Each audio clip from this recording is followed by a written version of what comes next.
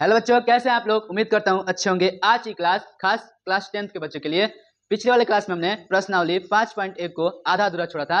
आज हम उसी को पूरा करेंगे। तो आइए बिना किसी देरी को इसे स्टार्ट करते हैं। क्वेश्चन नंबर 3 दिया है कि निम्नलिखित में से प्रत्येक एपी के लिए प्रथम पद तथा सार्वंतर लिखिए। सबसे पहले दिया है प्रथम पद यानी A1 ज्ञात करना है और सार्वंतर यानी D ज्ञात करना है। और एपी दिया है, एपी जो होता है A1, A2, A3 और A4 के रूप में होता है। ठीक है, तो हमें इसमें A1 ज्ञात करना है, यानी ऑलरेडी A1 पहले से ही दे दिया है, यानी A1 इक्वल टू हो जाएगा 3।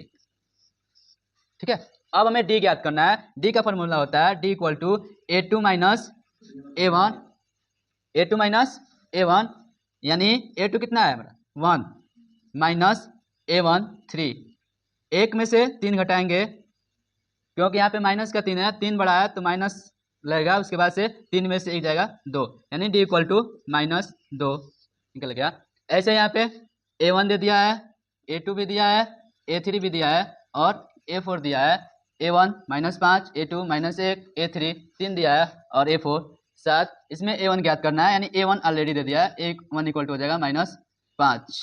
ठीक है, अब हमें ज्ञात करना है D इक्वल टू होता है A2 माइनस A1, यानी द्वितीय पद में से पहला पद घटा देंगे या करके A3 minus A2, A3 minus A2 यानी अगले पद में से पिछला पद घटाना है कि तो A4 माइनस A3। ठीक है, यानी अगले पद में से अगर A4 से A3 घटा रहे हैं तो मतलब अगले पद से पिछला पद घटा देंगे तो D का वैल्यू निकल जाएगा कि तो इसको सॉल्व कर दीजिए। A2 माइनस A1, A2 दिया है माइनस 1 माइनस A1 माइनस 5 दिया है। फिर इसको सॉल्व करेंगे तो यहाँ पे माइनस 1 माइनस माइनस प्लस 5 यानी 5 में से 1 जाएगा 4, ये हमारा D निकल जाएगा। ठीक है, ऐसे ही अगर हम इसको सॉल्व करना चाहें A3 माइनस A2 करके, A3 दिया है 3 और माइनस A2 दे दिया है माइनस 1, ये भी हो जाएगा 3 माइनस माइनस प्लस 1, 3 1 4।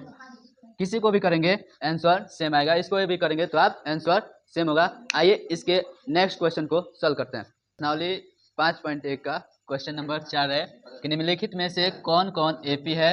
यदि कोई एपी है तो इसका सार्वंतर ज्ञात कीजिए और इनके 3 और पद लिखिए। यानी क्वेश्चन दिया है कि इसमें से कौन जो है वो एपी है। अगर एपी है तो इसका सार्वंतर ज्ञात करना है और अगला 3 पद ज्ञात करना है। तो आइए पहले जांच करते हैं कि कौन इसमें एपी है। ठीक है, एपी जांच करने के लिए अगर इन सब का यानी A1, A2, A3 और A4 को अगर हम सार्वंतर ज्ञात करेंगे, अगर सार्वंतर सबका सेम आए तो हमारा ये एपी होता है। तो आइए सॉल्व करते हैं। D equal to A2 minus A1, फिर D equal to A3 minus A2। तो यहाँ पे A2 दे दिया है 4 और A1 दे दिया है 2, यानी 4 माइनस 2, 4 में से 2 जाएगा, बचेगा 2। फिर यहाँ पे A3 यानी 8 माइनस A2, यहाँ पे 4 है, 8 में से 4 जाएगा, 8 में से 4 जाएगा, बचेगा 4। यहाँ पे सीधे सीधे मालूम चल रहा है एपी नहीं है, क्योंकि चूंकि लिख लेंगे चूंकि सार्वंतर बराबर नहीं है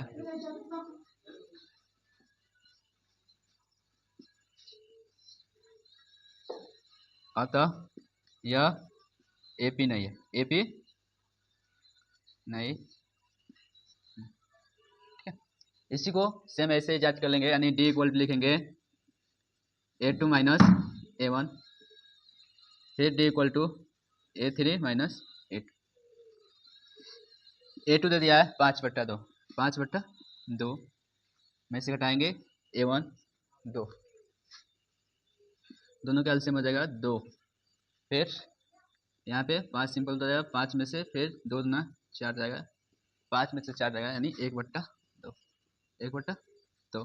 सेम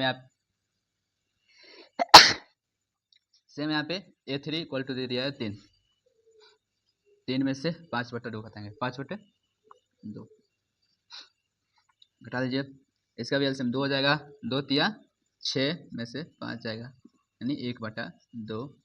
चूँकि यहाँ पे सर्वांतर यानी डी दोनों का बराबर आ रहा, डी बराबर है, अतः एपी है, एपी है। इसमें से अगर एपी है तो इसका सर्वांतर ज्ञात करना है, तो ऑलरेडी हमने सर्वांतर ज्ञात कर लिया है। इसको सर्वांतर बराबर यही लिख लेंगे 1/2। इसके 3 पद लिखना है, चूँकि यहाँ पे एपी है तो हम इसके अगले 3 पद ज्ञात करेंगे, यानी A1 A2 A3 A4 दे दिया है, A5 ज्ञात करेंगे, A5 ज्ञात करेंगे।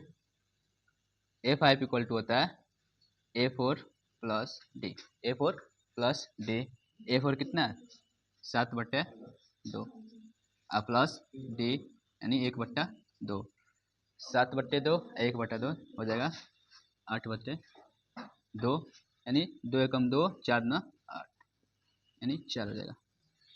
A5 4 हो जाएगा। ऐसे ही A6 ज्ञात करने के लिए A5 plus D equal to 4 plus 1/2,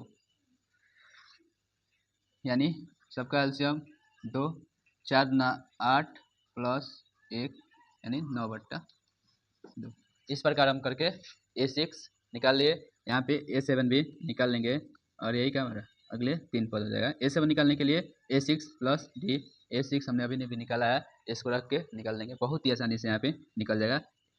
ऐसे ही इसके आगे वाला क्वेश्चन है, यानी क्वेश्चन नंबर 4 के ही अगले जो प्रश्न है इसमें हमने 2 सॉल्व कर लिया, इसके आगे वाला सेम ऐसे ही सॉल्व करना है। यदि एपी है तो अगला पद ज्ञात करना है, नहीं है तो नहीं ज्ञात करना है। उम्मीद करता हूँ आप इसको बहुत ही अच्छी तरह से समझ लिए होंगे। यदि आपने इसे बहुत ही अच्छी तरीके से समझ लिया है तो इससे अगले वाला क्वेश्चन यानी क्वेश्चन नंबर 4 के ही पहला दूसरा हमने कर लिया, तीसरा चौथा पाँचवा छठा सातवां आठवां, इसमें कई क्वेश्चन है, उसको आप सॉल्व करेंगे। यदि आप उसको सॉल्व नहीं कर पाते हैं तो कमेंट में बताइएगा, हम उसको अगले क्लास में सॉल्व करके दिखा देंगे। मिलते हैं अगली क्लास में, तब तक के लिए इस वीडियो को ज़्यादा से ज़्यादा शेयर कीजिए और इस चैनल पे नए हैं तो इस चैनल को सब्सक्राइब कर दीजिए। जय हिंद, जय भारत।